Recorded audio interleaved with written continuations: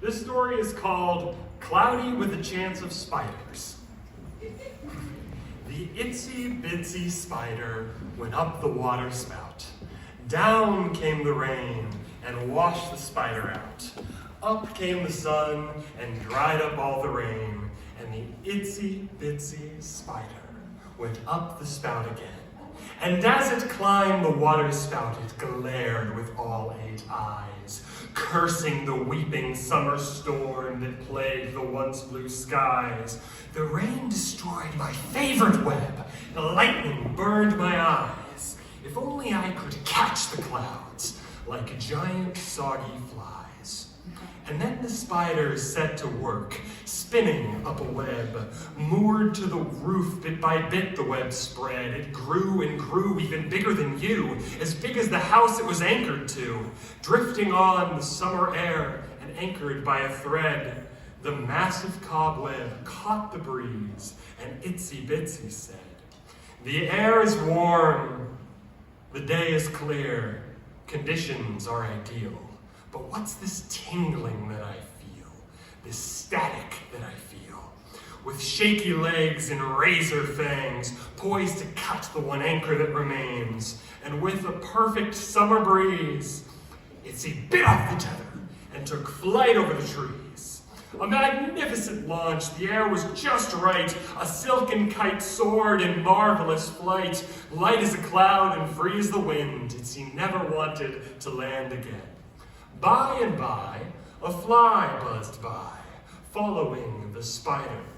My, oh my, quite the web you've got there. But if I don't get close, then I shouldn't care. The web was built for someone else, but by all means, stay and gloat. The spider's legs puppeted sailing strands, guiding the gliding web to float. In a sudden rush, the buzzing was hushed. With a flurry of web from that aerial spinner, the hungry Itsy could now hunt her very own dinner. For days and weeks, the spider drifted. All manner of creatures were snagged up and lifted. Flies and birds and bats and bugs. Itsy was happy and a little bit smug. The web grew and grew, it was heavier too, but still light enough to soar through the blue. And a good thing too, for the storm was in view, and Itsy knew the peril she was now to go through. A roiling tempest of wrath on the way, crackling lightning that lit the dark day, a torrent of rain that dwarfed the kind Itsy knew, and she knew the peril she was now to go through. She went full speed ahead. It was all she could do.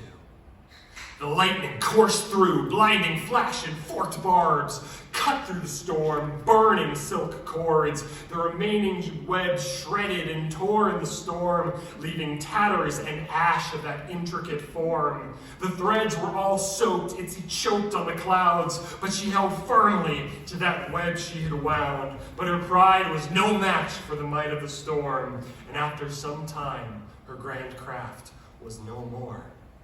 But a single thread lingered with Itsy in tow, and traced the paths of lightning's afterglow, bolting ever upward at blinding speed. But Itsy clung tight, she was stubborn indeed. In the eye of the storm, it was sunny and warm. By luck, skill, or both, Itsy was not dead, but drifted ever upward on a single frayed thread. The itsy bitsy spider went up above the clouds. Down fell the rain, but the spider had flown out. The sun shone bright above the waves of rain, and the itsy bitsy spider collided with a plane. Thank you very much.